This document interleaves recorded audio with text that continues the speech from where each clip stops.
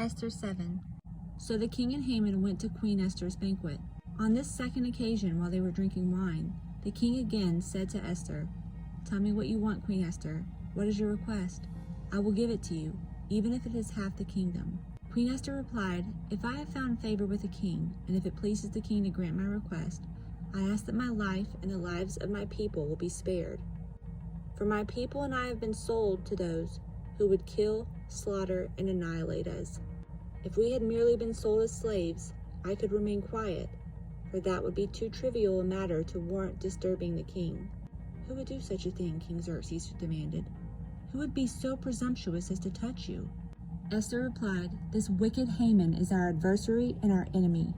Haman grew pale with fright before the king and queen.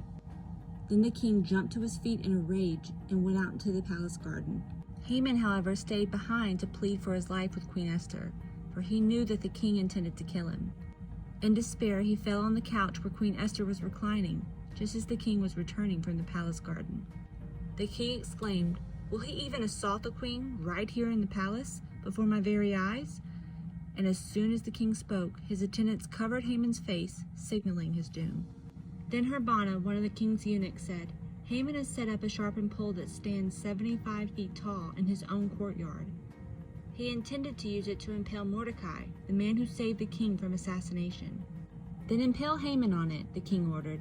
So they impaled Haman on the pole he had set up for Mordecai, and the king's anger subsided.